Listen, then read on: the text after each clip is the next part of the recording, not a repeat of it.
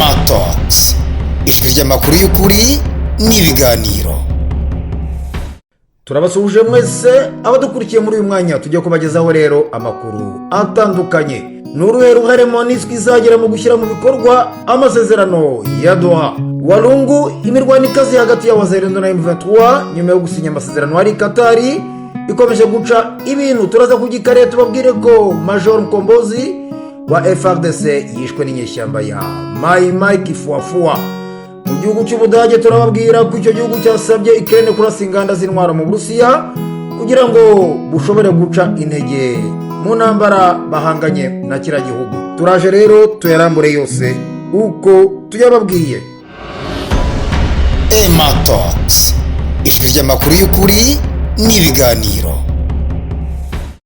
Mu makuru yacarambuye reka tubabwire ko imbanziriza mushinga y'amahame yashyiriweho umukono i Doha itanga umurongo w'uko ubutumwa bwa MONUSCO buzagira uruhare rwihariye gushyigikira amasezerano, kurengera abasivile, korohereza ishyirwa mu bikorwa no guhagarika imirwano no kugira uruhare mu kugenzura ko bishyirwa mu bikorwa. Icyakora witegereje neza usanga uburyo bwo kubungabunga amahoro mu turere tugenzurwa na M23 bukiri buke cyane. Dore nk'ubu radiyo mpuzamahanga y'abafaransa RFI ivuga ko hari amasoko y'inkuru yayibwiye ko mu byo M23 isaba uko MONUSCO yajya yishyura buri kwezi fagitire y'amashanyarazi ingana n'ibihumbi byinshi by'amadolari. Indi ngorane ikomeye ni uburyo bw'ubufatanye, dore ko M23 ikomeje kubitsinda ryafatiwe ibihano na Loni kandi MONUSCO yarahawe inshingano yo kuyirwanya.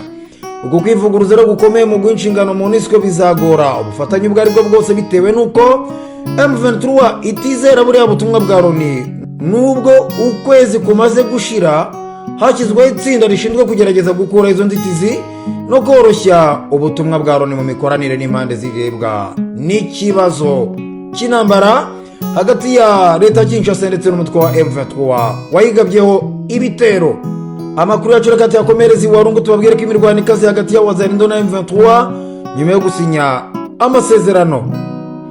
Umunsi umwe nyuma yo gushyira umukono ku masezerano mu buryo bwihariye hagati ya RDC n'ihuriro rya M23, imirwano ikaze yadutse ku cyumweru tariki ya 20 Nyakanga hagati y'inyeshyamba za M23 ndetse na Wazalendo kuri axe ya Businga na Kajabi Muganzo muri teritwari ya Walungu, Kivu y'Amajyepfo. Iyi mirwano yahagaritse ibikorwa byose mu midugudu ya Groupement ya Nyangezi Kalongo.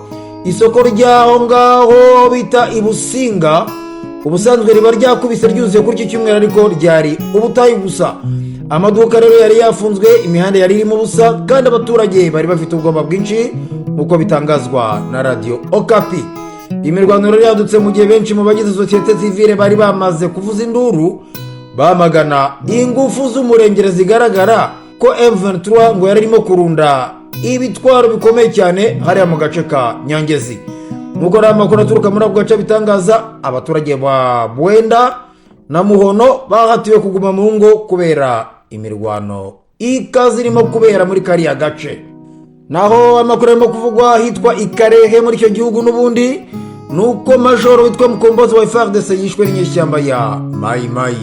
Kuri wa gatandatu ku itariki ya 19 duce twa Hombono muri teritwari ya Warikare muri Kivu y'Amajyaruguru na Hombo Sud muri teritwari ya Kale muri Kivu y'Amajyepfo twabyukiye mu bwoba kubera icwa rya Major Mkombozi wo muri regime ya FARDC ifite icyicaro muri kariya gace gahuza Kivu zombi. Bivugwa ko yishwe n'umurwanyi w'umutwe wa Mai Mai Kifuafua. Amakuru aturuka mu nzego z'umutekano muri ako gace avuga ko ibyabaye mu ijoro ryo kuwa gatanu rishyira kuwa gatandatu ku itariki 19 z'ukwezi kwa karindwi muri Hombo Sud nyuma y'imaka hagati y'uwishwe n'umwicanyi bapfa icyumba cya hoteli buri wese yashakaga ngo kuraramo.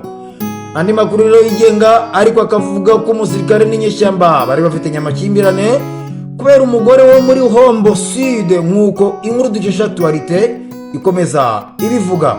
Bivuga ko rero hari umurwanyi wo mu mutwe witwaje intwaro witwa Mai Mai Kifuafua warashe Major Mkombozi wapfuye ako kanya mbere yo gukomeretsa abandi bantu babiri bajyanwe ku kigo nderabuzima cyaho kugira ngo bavurwe. Aba bantu rero bombi bakomeretse ngo bari abagenzi bari bacumbitse hariya i Bukavu, nabo rero ngo bakaba bari muri iyo hoteli yabereyemo ubwicanyi. Mu gitondo cyo kuri uyu wa mbere akaba afunzwe mu gihe gitegerejwe ibizava mu iperereza kugira ngo hamenyekane nyirabayazana w'ubwo bwicanyi. Ibikorwa by'imibereho n'ubukungu byari byahungabanye kuva mu gitondo gikurikira ubwo bwicanyi ariko byongera gusubukurwa muri hombo buhoro buhoro nk'uko amakuru aturuka muri ako gace abigaragaza. Mu makuru yo hanze reka tubabwire ko Ubudage bwasabye Ukraine kurasa inganda z'intwaro mu Burusiya. Umusirikare mukuru w'Ubudage ushinzwe ibyerekeye ubufasha bwa gisirikare buhabwa Ukraine witwa General Major Christian Freding yatangaje ko Ukraine isabwa kurasa inganda n'intwaro by'Uburusiya igamije kubuca rw'intege. Mu minsi mike ishize Uburusiya bwatangaje ko Ubudage ari ikibazo gikomeye kuko bushyigikiye gahunda yo gukungahaza igihugu cya Ukraine ku ntwaro. Umudage rero witwa General Major Christian Freding ubwo yari ari mu kiganiro ku itariki ya 19 z'ukwezi kwa karindwi yavuze ko Ukraine ikwiye kugica intege umwanzi mbere yo kwisuganya ngo ajye kwigabaho ibitero. Mu magambo yagize ati mukoresha intwaro zirasa kure murasa indege za drone mbere y'uko zikoreshwa munibasire inganda zicurirwamo intwaro. Uyu musirikare yavuze ko nubwo Uburusiya ngo bwafatiwe ibihano mu nzego zitandukanye ngo bwakomeje kongera ingano ya za drone ibisasu bya misile, ahamya ko bikenewe ko harebwa niba ibihano by'ubukungu bihagije cyangwa nta handi hashyirwa igitutu ngo bukome mu nkokora iki gihugu. Biteganyijwe no ko mu mpera za Nyakanga 2025 Ubudage buzoherereza Ukraine misile zirasa kure. Mu bihe byashize rero Ubudage bwagenze bigura intege mu koherereza iki gihugu ibisasu bya Taurus birasa mu ntera ndende bwanga ko intambara ishobora kurushaho gukara.